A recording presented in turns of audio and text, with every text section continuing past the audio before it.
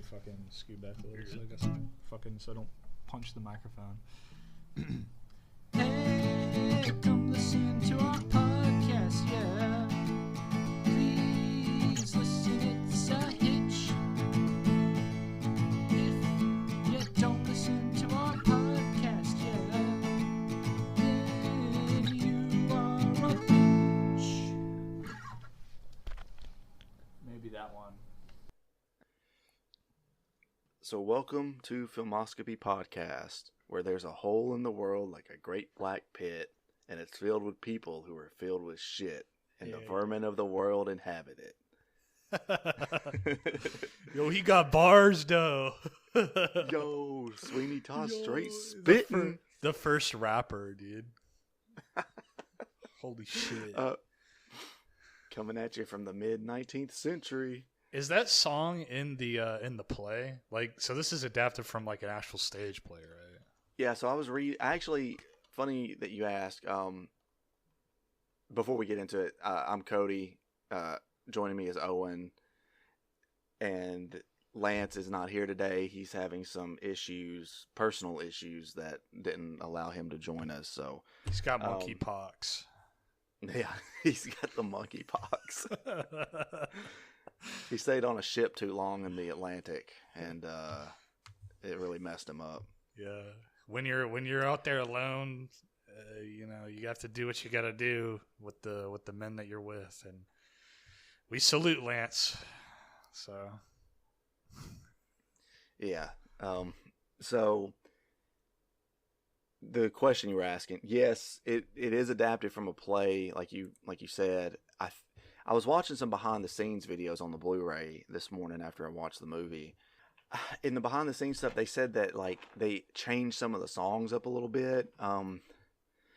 Mostly like condensed them down, I guess, slightly, because in the actual play you have a lot of like other like just background actors or whatever that join in on the songs, and they didn't really want that in the film. They wanted to really have it where the main characters are the focus, you know. Yeah, you noticed that in a couple of I guess there's some leftover. I don't know. I guess spoiler alert: the old lady isn't necessarily who you think she is, but when she walks away, she has like a little line. Yeah, kind of reminded me of something that would be like that.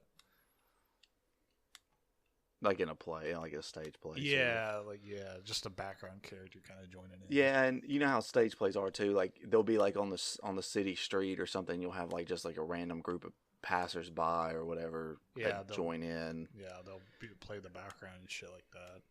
Yeah, so they cut all that sort of stuff out and really just let it focus on the characters. Funnily enough, this was Johnny Depp's and Helena Bonham Carter's first time doing songs, like singing for any kind of like production. Yeah. Johnny Depp's in a band though, so yeah, but I think he's a guitar player. I don't know, maybe he sings nowadays, but I know for a while he was just a guitar player. Well, he did pretty good in this.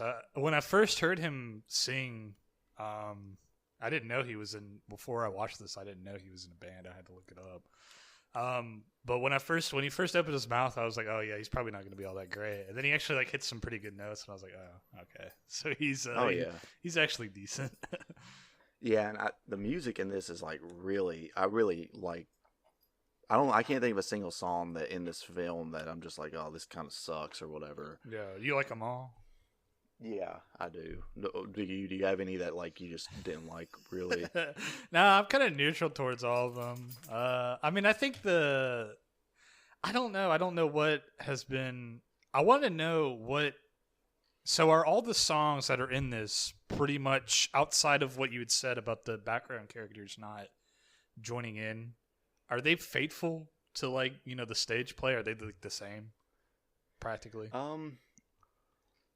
I don't know. I didn't like go in and like listen to any of it from the stage play itself.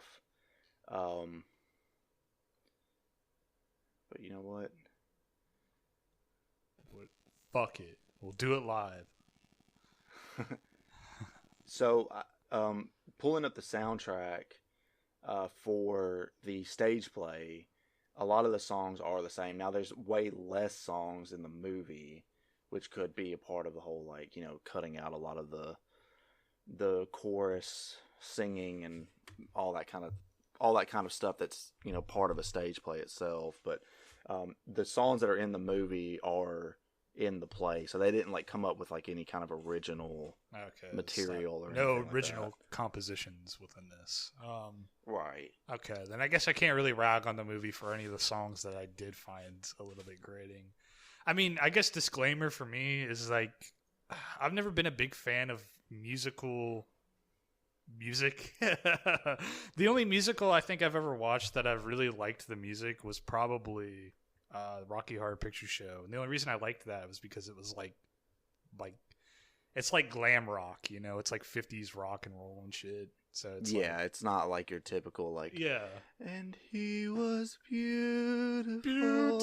Beautiful. Yeah, Dun, dun, dun. Yeah. I mean, but I could see how, you know, some of this stuff's pretty catchy. There's ones that I like I can see how you could find The Worst Pies in London to be pretty good. Or like the one that the little boy, whatever his name is, Toby, when he's, you know, up on when they're doing the snake oil salesman routine shit, you know, his is pretty good. But you know, like Pretty Women gets on, like, I thought Pretty Women was kind of grating.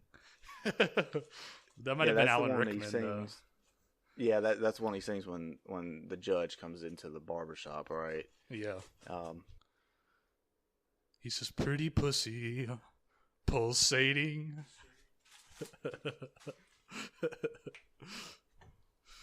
He said, "Sucking clits, fascinating." Yeah, and I do think, like, and I know this is a big thing in a lot of like stage plays too, but toward the end of the film, you do get a lot of reprises that come in. Yeah. And I do like how they twist some of them. Like, you know, you were mentioning Toby's song when he's introducing the snake oil salesman, or, you know, the piss salesman. Yes. And looks like piss. I like that smells line. like piss. That's a good line. Yeah. It's like, this is what they say is like, this is piss with ink. Yeah, or something. It's piss in ink or something like that. All right. They bring it back around later, like when they start, you know, killing people and using them for the meat pies. And he's out on the street, like, beckoning people in or whatever. It's the same song, but, you know, it was obviously changed because he's out there hollering for meat pies instead of miracle elixir or whatever.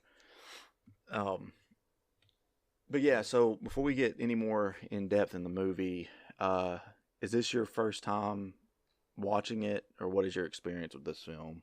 Okay, so prior, when I think I was around when this movie came out, I believe I had maybe watched like bits and pieces of it. Funny enough, at that time, I remember this movie really like I don't know. I had this thing when I was a kid where I just really didn't like unwitting cannibalism, like, and stuff like that. Like, it always freaked me out, and like I don't know. I guess that's the word for it. You know, it always just bothered me. So I remember this movie like really bothering me, like the whole concept behind it. But I mean, as an adult, it doesn't really bother me anymore. But I barely remember anything about it from that period. So this is really like the first time I think I've ever watched it all the way through and remember anything about it. Okay. For me, I would have watched it probably a couple of years after it came out. I seem to remember getting it on DVD. I was already working, so this would have been my senior year of high school. So that would have been 2009, latter half of 2009, I guess. And I watched it a handful of times back then. I've watched it sparingly throughout the years, but I think before today, it'd probably been at least 6 or 7 years minimum since I'd watched it. So I couldn't remember a whole lot from it anyway. obviously, I just remembered like who some of the big actors were and what the general premise of the film was. Yeah. I didn't even remember that the whole point was like that he wanted revenge against the Yes. judge because he believed that he caused her to kill herself. Mhm. I just remembered it was about Sweeney Todd being a barber, and there's Miss Lovett's meat pie shop, and all the interaction there. But let me go through the details real quick, and then we'll get back to talking about the film in general. So Sweeney Todd, the Demon Barber of Fleet Street, is the film adaptation of the 1979 stage play, written by Stephen Sondheim and Hugh Willer. There have been a couple of other film adaptations, like from the 1920s and 30s. There was like a silent film, and there was another black and white film that had sound and all that. But the origins of Sweeney Todd itself, like the story itself, come from penny dreadfuls back in the 19th century, Okay. and it was one of those things that kind of became legend, I guess, where it was so believable that people actually thought that Sweeney Todd was a real person at some point, even to the point where, like in London, you have I don't remember the address because I'm not a big Sherlock Holmes fan. But Sherlock Holmes, there's like an physical address in London that you can go to, and it's supposed to be like Sherlock Holmes' house, right? And the same goes for Sweeney Todd. There's like actually an address on Fleet Street that is supposedly Sweeney Todd's address from back when he allegedly existed. Yeah, on Skeet Street. You mean? Yeah. The red light district. Yeah. Just the red's covered in nut. Just jizz everywhere. So the film is directed by Tim Burton. The screenplay was written by John Logan. It released on December 21st, 2007 in the United States. It actually released about a month later in the United Kingdom. It has a running time of 116 minutes. It had a budget of $50 million and drew in a box office of $153.4 million. It actually won several awards, a multitude of awards actually, including some Academy Awards. Johnny Depp was nominated for the Academy Award for Best Actor for this film. Against what is what I want to know. I'm sorry, I didn't mean to put you on the spot. I thought maybe you had like the list in front of you. No, you're good. I'll just Google it real quick. No big deal. Best Actor Academy Award nominees. Can't even remember any movie that came out in 2007. Off the top of my head, was Spider-Man 3 2007? For some reason, I want to say it was before the. Let's see. Pirates of the Caribbean at World's End was #1 in 2007. So obviously Johnny Depp didn't win the Academy Award for Best Actor. He was nominated, but the other 4 nominees were George Clooney for the film Michael Clayton, Tommy Lee Jones for In the Valley of Elah, Daniel Day-Lewis for There Will Be Blood, and Viggo Mortensen for Eastern Promises. I don't know, based on looking at this, who won, but I'm going to guess it was probably Daniel Day-Lewis, because if not, that is a travesty that if he didn't win for There Will Be Blood.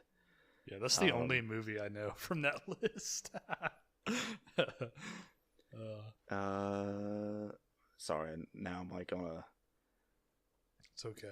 Okay, yeah, Daniel Day-Lewis did win the award for that. Phew! There will become... I drink your milkshake. There will be blood. I've never even seen There Will Be Blood. Damn, I'm so like, really? I'm such a, child when it comes to my, how much film I've watched. Yeah, we got to do There Will Be Blood one day. That is such a fucking good movie. But yeah, it did win an Academy Award for Best Art Direction. You know, It also honestly, and I mean, maybe this might be what you would consider a hot take. I don't think this is Tim Burton's best work in terms of art direction. no, of course not. I mean, I didn't even and think it was really that necessarily like stylistic. You know what I mean? Like, I feel like the color palettes were just muted, and that was kind of it. So I actually was thinking about this while watching it. So it does have a lot of Tim Burton style, right? But during the majority of the film, when you're in that dark, damp, moist, Meaty. London, meaty London, you know, it's very much like Tim Burton's style kind of just gets swallowed up by everything else because they were kind of blending his style with like a typical with how like, shitty Victorian London actually was. yeah. So, but the one part of the film where his style really pops is during the song where Miss Lovett is singing about how like her and Todd can go off and have like a good life together and all that kind of stuff, you know, where it's showing like them on the beach and all that, because like you've got these characters that are very much like Tim Burton-esque characters, like just juxtaposed to the bright, colorful. To the bright, colorful like surroundings. Yeah, so it's like that is like where his style really like stands out in this film. But no, it's not like, this isn't, as far as like art direction goes, this isn't Beetlejuice, right? Yeah, exactly. You know. And I also really liked the set in the bake. I liked the big meat grinder and stuff looked really cool. It kind of looked I don't know. It feels like it kind of captures this. It seems like something you would kind of see on like a stage play, but like in a good way, if that makes sense. Mm-hmm. You know what I mean? Yeah, and watching the behind the scenes stuff for this, they kind of used a mix of actual like built sets and CG, and I think a lot of the CG kind of comes across like when you get stuff like where it's panning out or you know, and you see like the cityscape and stuff, like it's very clear that it's CG. But like the build, like when they're down on street level and all that stuff, like there's actual like sets built, and it's always good to see, because as I've gotten older, I've realized that I just prefer like practicality when it comes to effects, as opposed to like just CG. Like that's why it's kind of hard to go back and watch this. I know we bring up Star Wars on this fucking podcast all the time. Got to do it for Lance. It's why it's hard to go back and watch, like especially like the Phantom Menace. Or because it's just everything CG. It's a lot of like. Especially from this era of movies, when this came out, you know, so much of that shit has CG practical effects. Like, you know, the old Spider-Man's a pretty good example. And I think, there's like a level where it feels like it kind of cheapens the, like even a good example is I'm watching Masters of the Air, which is like the, you know, like Band of Brothers and stuff like that, right? Yeah. Mm-hmm. So those all had. What do you know what Masters of the Air is? I should probably just preface this. Well, I've seen people talking about it and comparing. I'm assuming based on seeing how people talk about it, it's like some kind of like World War II series or something. Yeah, it's just like Band of Brothers and stuff. It's made by the same people. It's, you know, Steven Spielberg's a producer and stuff like that. So it's just about B-17 bombers.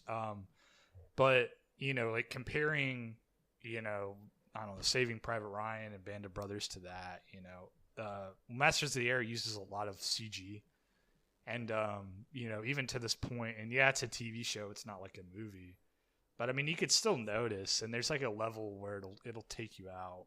I don't know. One interesting tidbit I learned about the production of this film. So apparently, the stage play in the 1979 stage play was not very successful at first. It wasn't successful, you know, until later on. But while it was in its run in 1980 in London, Tim Burton was actually over there studying. He was a film student, or a film student at the time. And he went to see Sweeney Todd, I believe he said 17 times while he was there, because he was just so enamored with it. Yeah. Which makes sense, got that kind of gothic, style about it. Mm-hmm. And in the early 80s, he had approached Stephen Sondheim, one of the writers of, Sweeney Todd, about making a film adaptation of it. Now, this is like very early in Tim Burton's career when this happened, and nothing ever really came of it. I guess, who knows what happened. I can see Sondheim being like, well, you're not really a proven director. Why would I do this with you? So literally it was 16 years later. So yeah, so this would have been early 2000s, 2002, 2003, when Burton, I guess, had learned that there was actually someone trying to write a screenplay for the film, and that's when he got in on the project or whatever. And it still took several years to do it, to get it made, but it finally happened for him. And when I heard the story, it made me think of, you and I are both big Robert Eggers fans. Yes. And it made me think of how after The Witch was released, he had come out saying like he would love to do Nosferatu, but he felt like he needed to wait and get a few more movies under his belt before actually doing it, because he didn't want it. He felt like it was too big. He would have too big of an ego, I guess, trying to make it that early in his career. Yeah.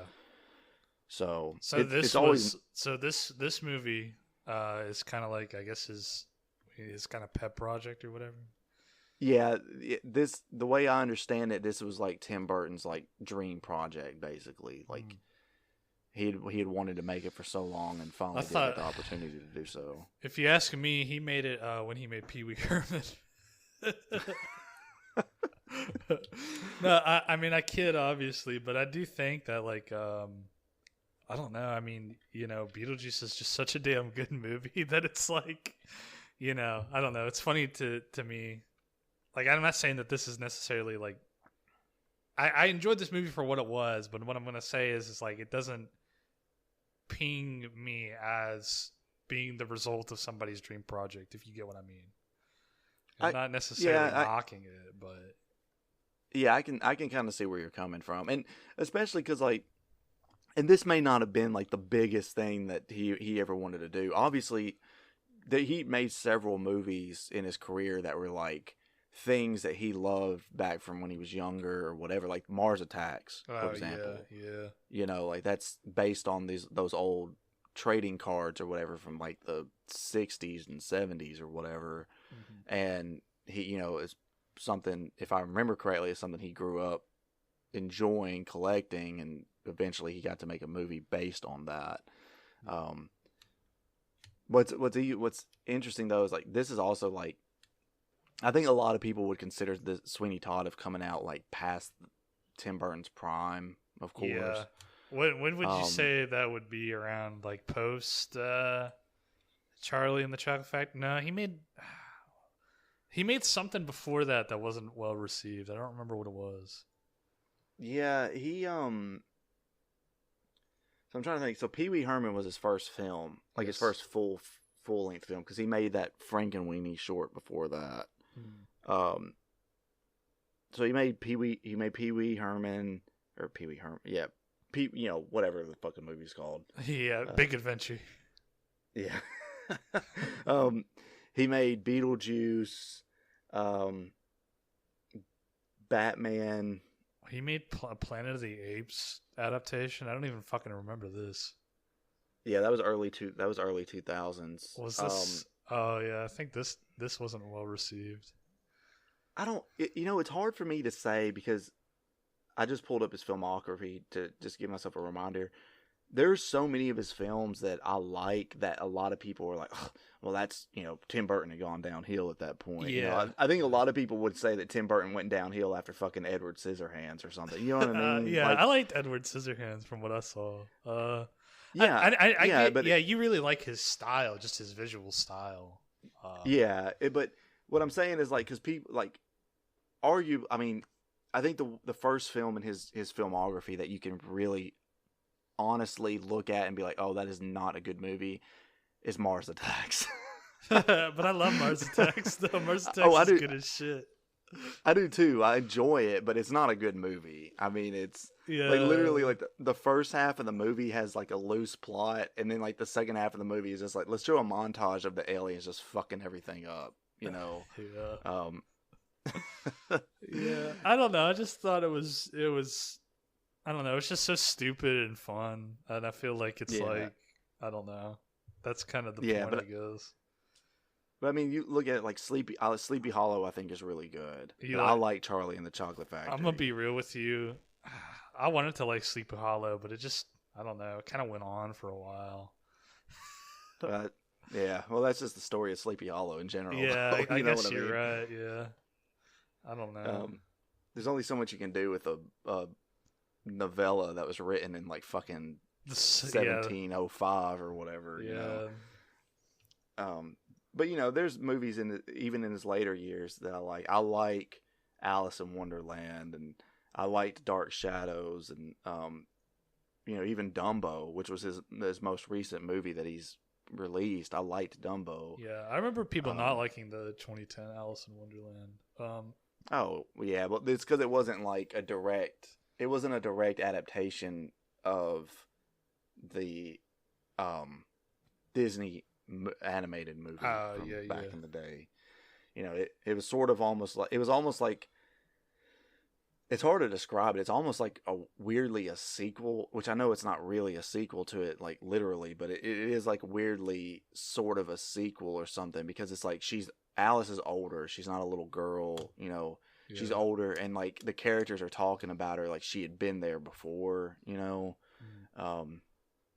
Plus, there's like the whole. He got away from Lewis Carroll's weird obsession with small children. So yeah, but I remember watching that, and I don't know, I thought it was okay. The thing about, I think, Tim Burton's filmography for me is like I really like his early stuff, but I feel like as it goes on, and I mean he'll have some good, you know, hits here and there as well, you know, like, you know, Love the Corpse Bride, of course. Yeah. You know, I liked you know, I always wanted to watch Frankenweenie because Frankenweenie looks really good. Yeah, so he still makes some good stuff here and there. It's just, it feels like a lot of his movies sometimes it's like more style over substance, if you get what I mean. Yeah, I can see that. But I mean, I don't know. I don't hold it against him or anything. I'm not saying like fucking, hey, you know, all of his movies are just fucking bullshit. No, I mean, I'm just I feel like, you know, and I mean, this might be a marketing thing as well. It probably 100% is like a fucking marketing thing, like a studio kind of thing where it's like, oh, dude, your name's on this movie. You have to we have to put it in all the marketing. You know, everything's got to be fucking crazy, you know? Yeah. Well, I mean, I think a lot of it too is because they know that Tim Burton has a very unique style, and there are people like me, for example, that are fans of his style. So, like, you know, it's even like slapping his name on Nightmare Before Christmas. And yeah, he came up with the story for it and all that. And I think he did like the design, like, you know, the art design or whatever, technically. Yeah, it was just a short story, wasn't it, that he wrote?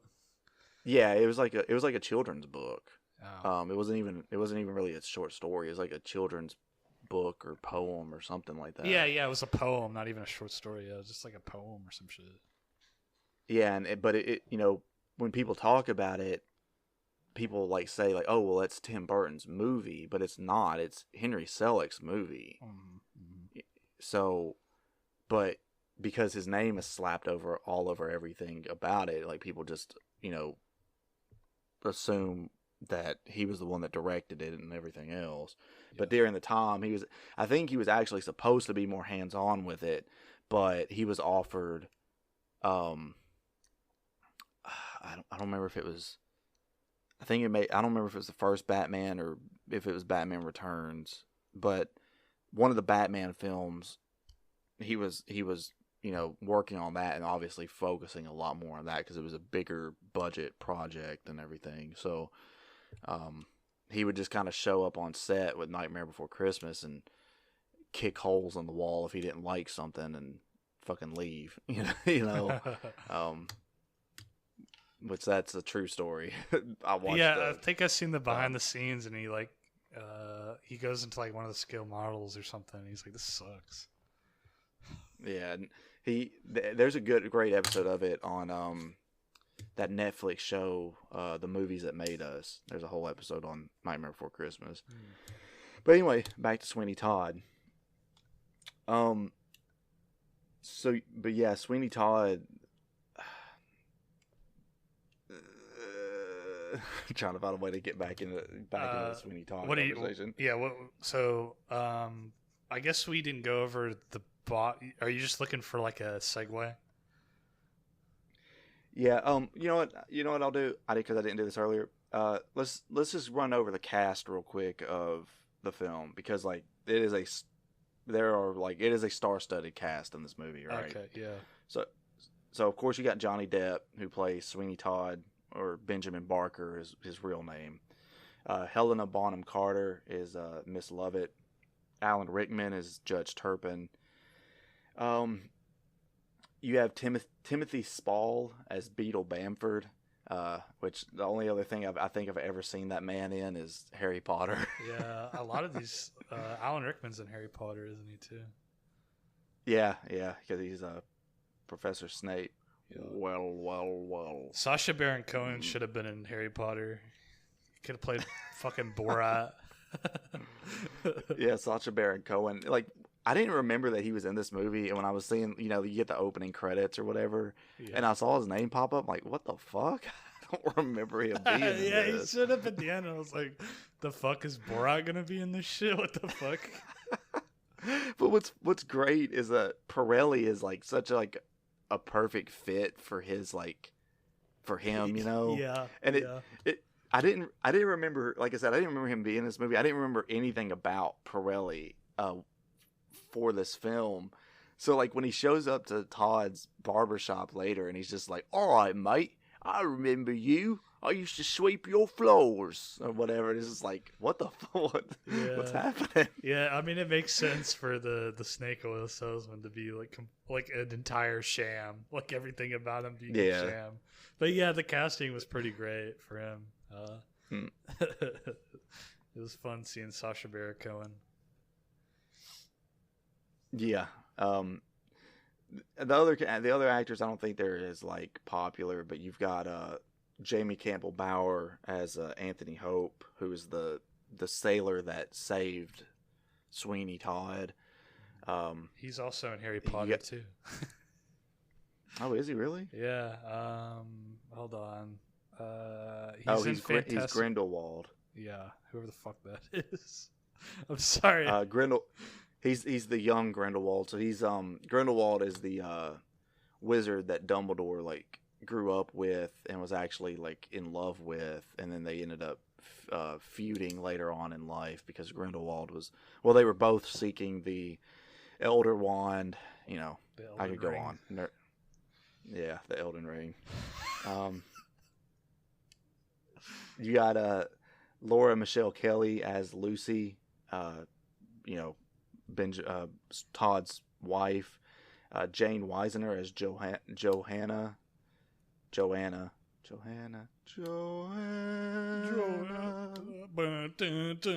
I can smell you. Johanna. And you got Ed Sanders as Toby. Hey, yo, Toby. Get down there and you sweep the floors. Toby. Don't make me call Todd down here. You slit your throat. Don't fucking walk in here. They should do a reboot in New York. It's fucking Tony Soprano. I don't. For some reason, I don't think we'll ever see another film adaptation of this movie ever again. That's it. I'm doing it, dude. It's gonna be set in fucking New Jersey. work out of a God, meat factory. they'll be like the worst remake since Romeo and Juliet with Yeah, the Leonardo modern, DiCaprio. yeah, the fucking modern one where they're like fucking texting each other or whatever the fuck. It's like, here's my sword, and it's his fucking gun. It's like, shut up. Dude, I saw a clip of that. I've never seen that movie, but it's like the dumbest looking shit I've ever seen in my life. I had to watch it in one of my high school English classes. Like, we did Romeo and Juliet. So the teacher like put that on like after you guys read it to be like, look, here's Yeah. I'm hip with the kids.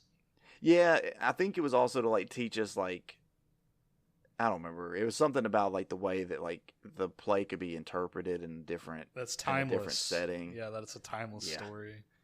Oh yeah. Yeah. Ain't nothing more timeless than Leonardo DiCaprio in modern day fucking whatever On his city. BlackBerry or whatever the fuck. Yeah.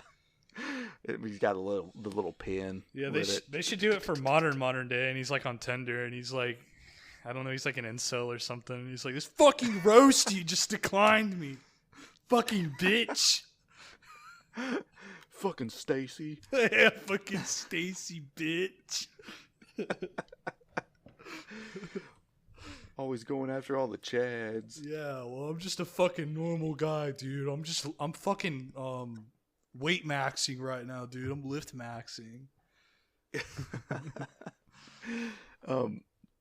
So yeah, I can just kind of give a quick synopsis of the plot. I'm not going to get like super deep into everything little thing that happens, but basically, Sweeney Todd arrives in London, and he talks about how he was like stranded. He was saved by the young sailor, which Anthony. Yeah, and he's saved by the young sailor. He comes back because he wants to find out whatever happened to his wife. Because when he was younger, what would you say, fucking 15 years ago or so? Yeah, he was young. He was younger and more handsomer. Yeah, and he was beautiful. And he was beautiful. Yeah.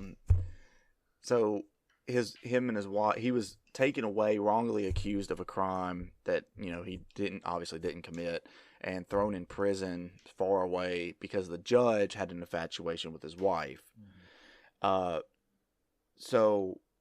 And turns out the judge obsessed over Lucy, Barker's wife, Todd's wife, and she ended up being convinced to go to some party he was holding. She was drugged and he raped her. And it drove her crazy. Todd is told by Miss Lovett that she took arsenic. So he, comes to the conclusion that she killed herself. Yeah. Which is a great thing, which is a great moment later on toward the end of the movie where he's like, you lied to me. And she's like, well, I didn't lie. She did take the arsenic. She didn't die from it. Yeah. It destroyed her mind, basically. Mm-hmm. Which is such a good thing, because you think back, it's like, oh yeah, I guess she didn't ever actually say that she got his ass on the technicality, though. Yeah. Objection. So he goes to his old home, where it is now being lived in by Miss Lovett, and she runs a meat pie shop out of it, and his old barber shop is upstairs. Yeah. He's told all the stuff about his wife, about Lucy, by Miss Lovett, who sat on her tuffet and stuffed it. You didn't talk about the pussies and the pies, though. The best part. Oh yeah, when she sings about the worst pies in London, she talks about getting dead animals off the street, and puts them in the pies, and she talks about the pussy cats in the pie. Pussy in the pie. And later on, when they decide that they're going to start using humans to make the meat pies, she talks about like, oh well, the pussies will only make 5 or 6 pies, but this will make even more, or something like that. Yeah.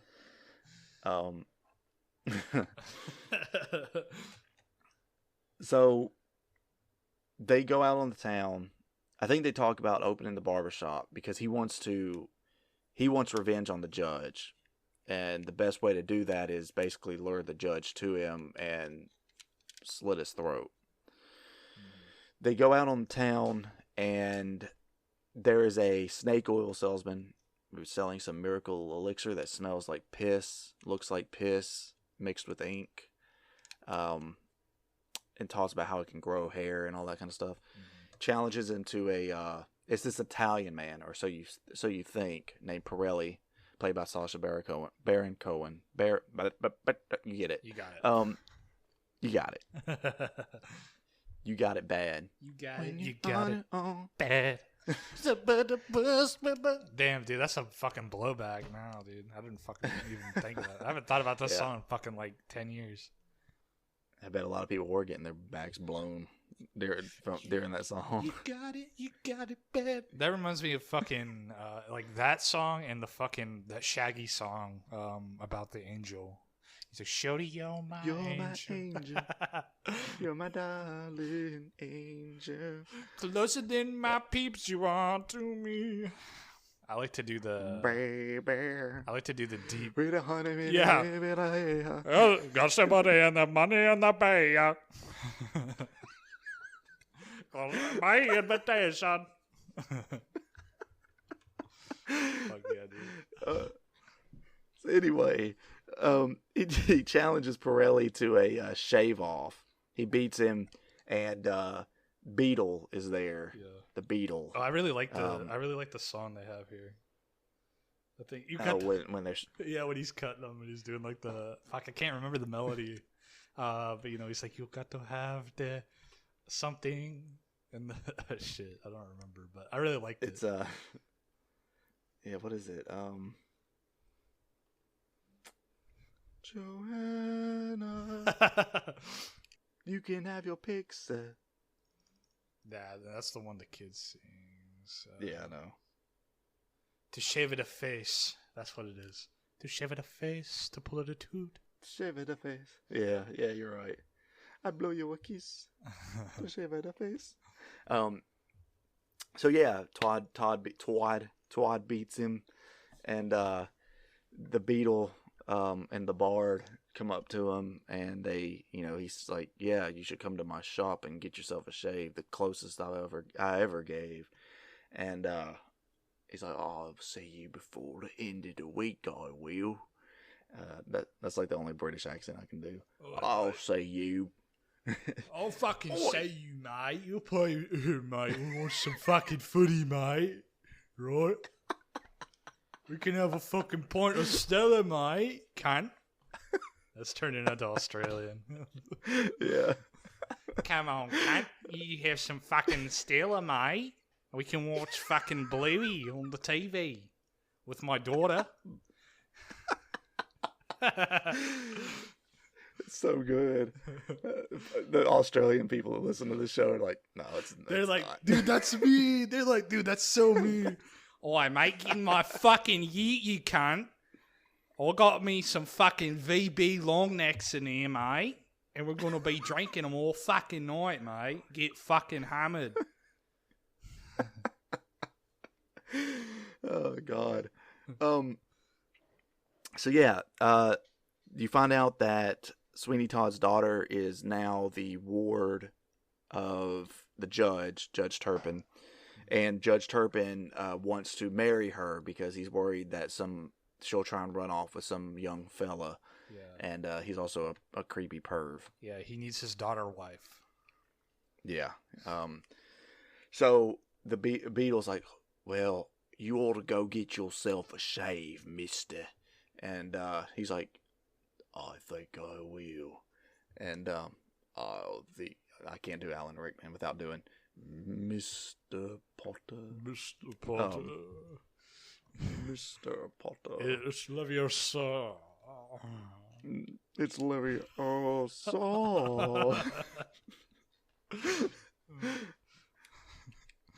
Oh, Harry, stop. Stop it, Potter. Stop. So he goes, he's giving him a shave. They're singing about pretty women, and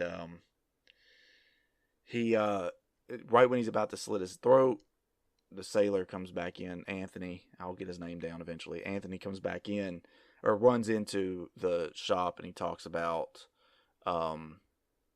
Lucy, right? Yes. And he's, the judge gets upset because he had already caught the guy. He'd already caught him trying to like stare at Lucy through the, or not Lucy, damn it, that's his wife. Joanna. Yeah, there you go. Joanna through the, like, from the street or whatever, and he's like, well, if this is the company you keep, you'll never see me again or whatever, and leaves. And so then they start, I think before this, Pirelli shows up. Pirelli showed up and tries to shake down Todd, basically saying, like, I know who you are, and if you don't give me half of your earnings, then I'll tell everyone who you really are or whatever. And so he slits his throat. And he says, to shave out the face. Puts him in the trunk. To shave it at night. Which I love. I love the scene where Toby comes up there and, you see Pirelli's hand, like, twitching from that outside was a pretty cool. That was the dramatic sequence. I do like the drama in this movie, even if I don't like all the songs. I do like it's kind of like a classic, like it feels like a classic movie in terms of its drama, you know? Yeah. To me, it really comes off like those old 50s and 60s type horror films, right? Yeah.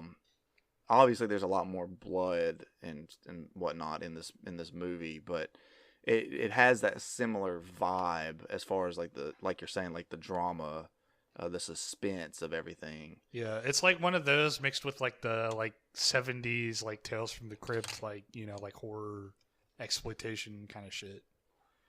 Mm-hmm. Which is a cool aesthetic. Yeah. So he gets upset. I think this is about the time that after the judge leaves, this is about the time that they come up with a plan to cook people to use them for meat pies. Delicious. I love the song when they're just making this decision about how they're like talking about the different people on the street and how like he's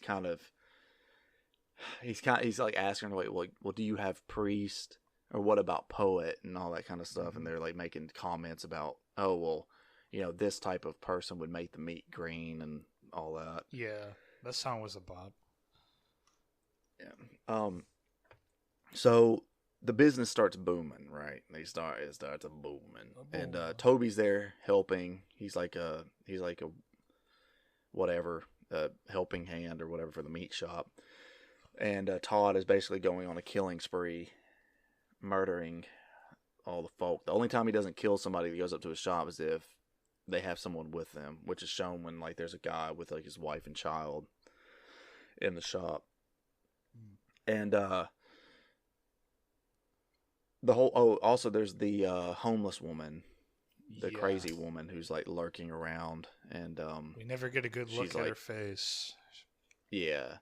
And she's like kind of complaining about the smell and the color of the smoke that's coming out of the chimney at night, and begging people to like pay attention, but no one will, because they just say, man, old lady, I don't care what it's made out of, it tastes delicious.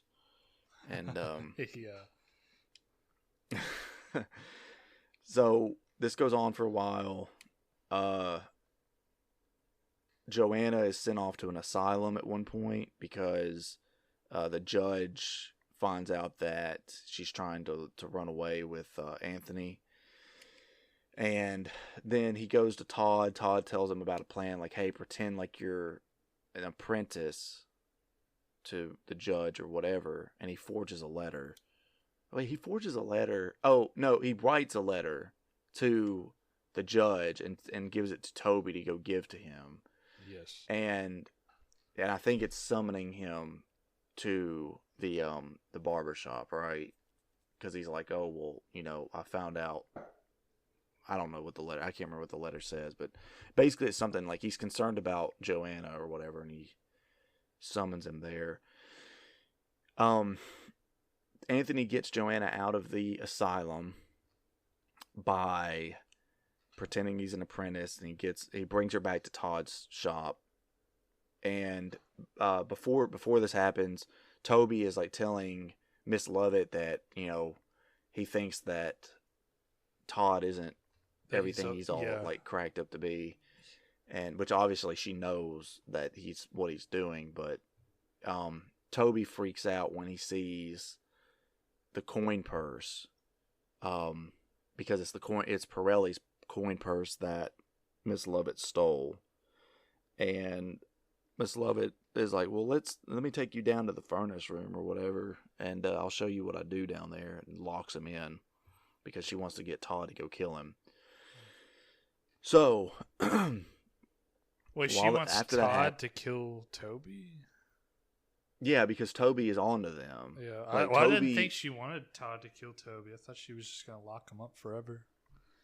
No, because they go down there together, remember, and they're looking for him. Yeah, but I thought, I know he has, the thing in his arm, but I didn't figure that, he has it, behind his back, And I mean, I know that it could also be, he's hiding it from, just hiding it from Toby, but I figured that he's hiding it from both of them, He's like, hey, I'm gonna kill this kid, whether you like it or not, type shit. No, yeah, I see what you mean, but, so...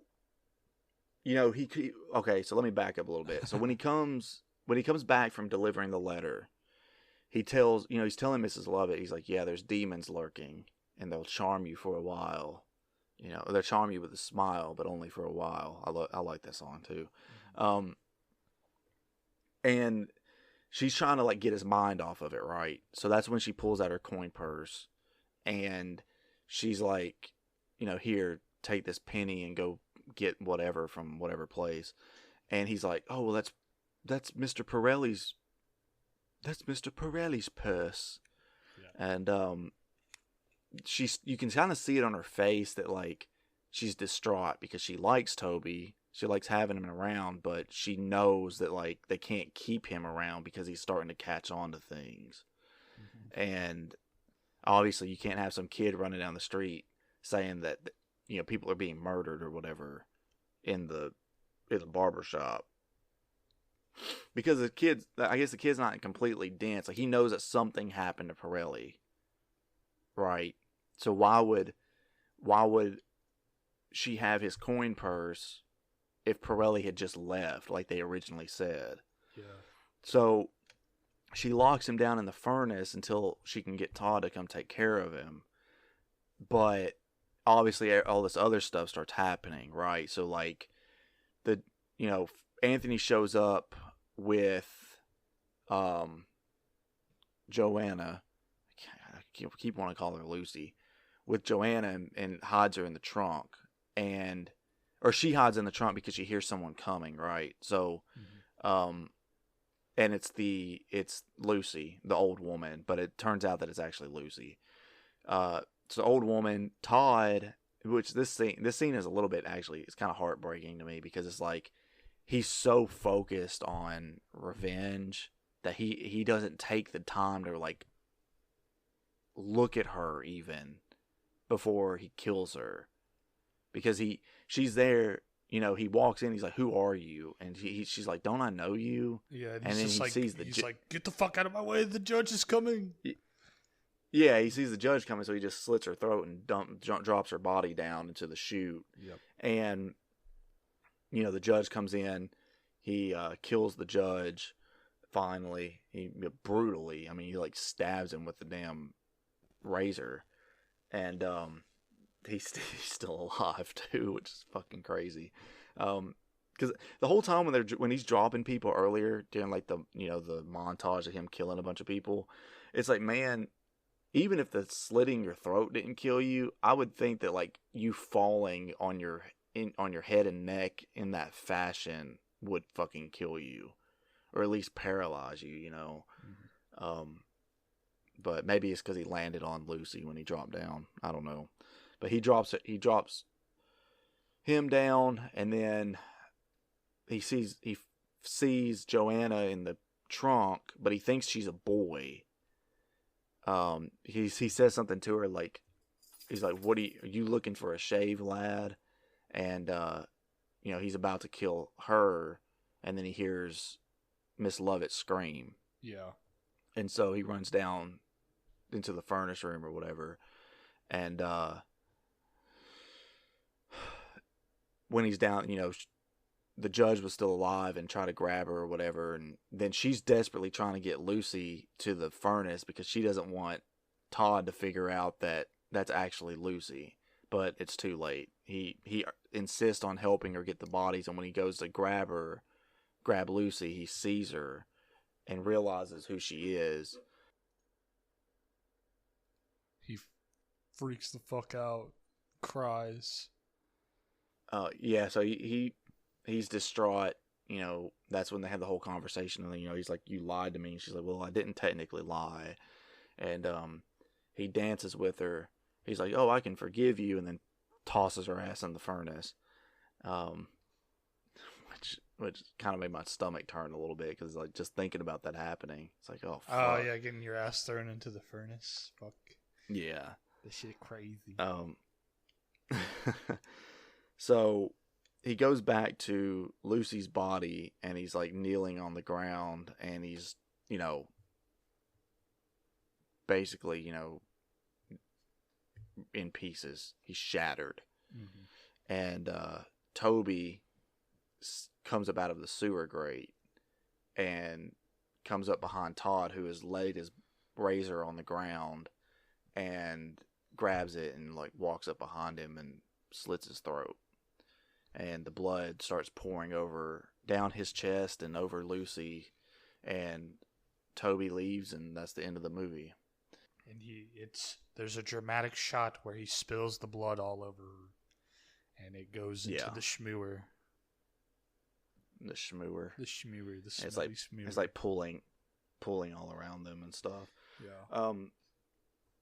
Yeah, like I said, I mean, I skipped over quite a few plot points, especially the stuff revolving around, like, a lot of the stuff revolving around Anthony, like, the fact that the judge brings him inside and then the beetle,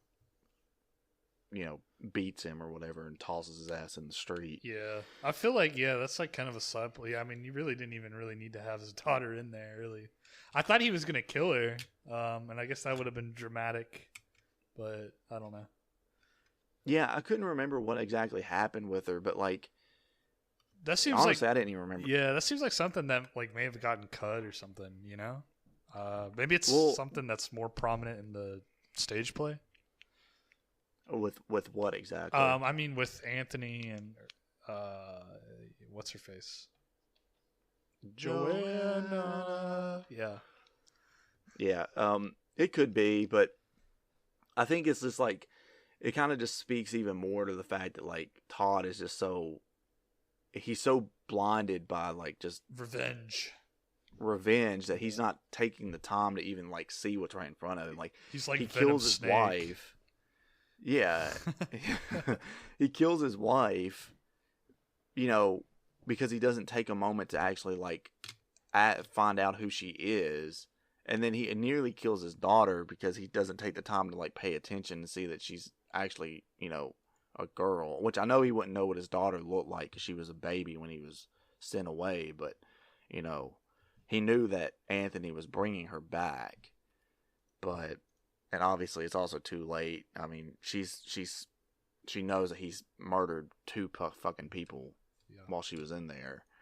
Now he's like, forget my face. Forget my fucking face. Forget my fucking, I don't know. Forget my face, love. Forget my... All right. Forget my smell. Forget my teeth. This is a forgettable face, isn't it? It's like pockmarked. So yeah, I mean, it...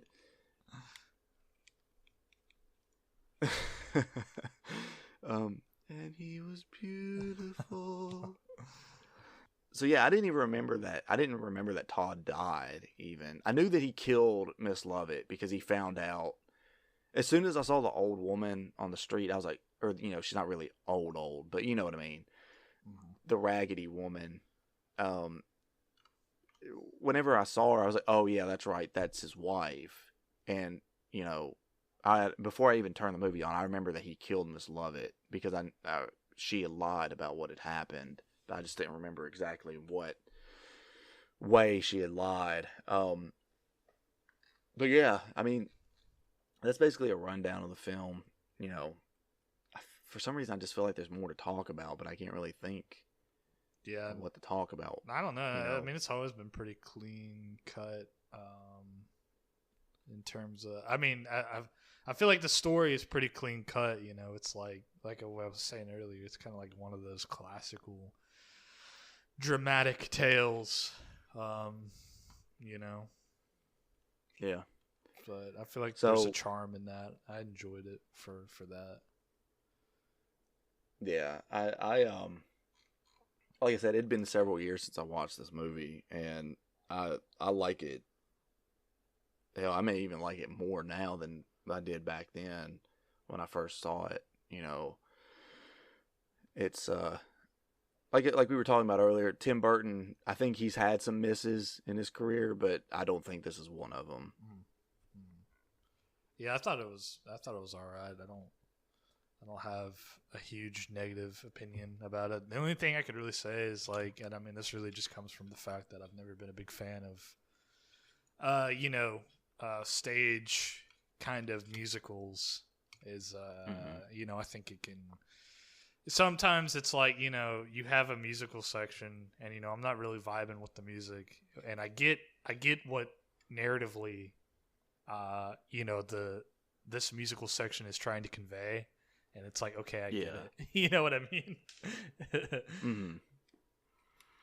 Yeah, and I know, like musicals aren't really like for everybody. And I think this is like the first movie we've done that is like a true musical. I know we did The Greatest Showman, and you know, it is technically a musical, but it's also interspersed with like just a lot of like different dialogue moments and all that. Whereas like 95% of this film is music, right? Yeah. So, but yeah, I love it. I dig it. I dig like the set design and all that. I do wish that Tim Burton's style came out a little bit more, but you know, like we talked about it, I think it just gets kind of swallowed up by the surroundings, by the setting itself. So, but yeah, if you don't have anything else you want to talk about this film, I guess we'll just get into our recommendations. Yeah, I mean, same thing as you. I'm a sucker for Victorian era London, so I did like the setting. And, you know, I know I said that, you know, Tim Burton's style doesn't really come out quite as much in this, but I still think, I think the set design's fine. I think it looks pretty good. No real complaints with regards to that. So, yeah, I guess we can go ahead and just get into recommendations. Okay. You can go first. All right. Yeah, sure. I'll recommend this. I mean, you know, it's not. I don't know. I feel like I should do it with an asterisk. I mean, let me think. Yeah, I mean, I don't know. This isn't like an offensive watch. I don't see anybody watching this and being like, "Wow, that fucking sucked." You know, unless you already hate musicals to begin with and stuff like that, then, you know. But if you have an open mind to it, I think you can find some enjoyment out of this, at least in some way. So I recommend it. Yeah, I agree. I recommend the film. I think if you are just adamantly against musicals, you wouldn't like it, of course. But if you can, at the very least, tolerate a musical, I do think it's very much worth watching. That one other criticism I have about this, and I don't know if it was just a choice they made because they wanted it to show up better on film or something, but the color of the blood. Oh, it's like bright red. Yeah. Yeah, it's like really bright, and like I said, it could be because everything is like, it's just full of like, you know, grays and blacks and stuff as far as the color palette is in the film, that maybe they didn't want to use dark colored blood because it would kind of just blend in with everything. So maybe that's why they made it so bright. But that's the one thing. That's another just one little criticism I had. Yeah. I mean, it doesn't like. Do you just feel like it's like goofy looking? It is a little silly looking sometimes because it's just so like when it's stained on like the clothes and stuff, like whenever it's on like Todd's sleeves and everything, I think it's fine. Yeah, I think it looks but like it looks when it's good like that, like when it's like that. Yeah, but when it's like just spraying everywhere and it's like this super bright red, it's just it is a little goofy. I can only imagine even what the colors of the blood look like in real life because there's that section when they're doing the shave off where the whatever his name is puts the Italian flag over the guy, and like the colors are so fucked. Like the red in the Italian flag is like orange, so it ends up looking like the fucking Irish flag instead. So I can only imagine how like in reality like how fucked the color of the blood was. Like and I'll agree. I think I'll agree with it because I feel like that's like one of the easiest like stylistic. I mean, I feel like anything that has ever done like a muted color palette and has blood, like there's that fucking other movie that's in black and white, and there's like shooting. Shit, what is it called? It has like the bald head dude from like fucking, like Fast and Furious or some shit. You talking about Vin Diesel? No, the other guy. Hold on, wait. I'm just gonna Google it. Fuck it. Black, and it's like something city or some shit. Black and white. Sin City? Yeah, it's Sin City. That is what it is, I think. The Sin City does this shit. Fucking. There's that Wii game. No, wait. Yes, it is Sin City. So that fucking does that. That Wii game does this shit where it's like everything's like all where it's like black and white, but blood and stuff. Yeah, like, the reds are still there. Yeah. I mean, I kind of get what they're going for with it, but I don't know. I feel like it's goofy. Yeah. So, do you happen to know what Lance's next movie is? Did he tell y'all? Did he say on the last recording? I don't remember. No. Okay. Well, we'll just if y'all listen to the last recording, I'm sure he probably said it. I haven't edited it yet, so I don't know, and I wasn't on the episode. But surprise. Also, Lance's like Lance's work schedule is also kind of off, so it's very possible that we may have to skip to your movie next. Well, shit. I guess I better pick something then. I don't know. I'll get back to you. I don't have anything right now. There was a movie I was thinking of, but I forgot. That's fine. I know my next movie is going to be Mars Attacks. Okay. I said I wanted to do it like a year and a half ago or something, and I ended up just changing my mind by the time we got around to it. But I think it's finally time to watch that masterpiece of a film.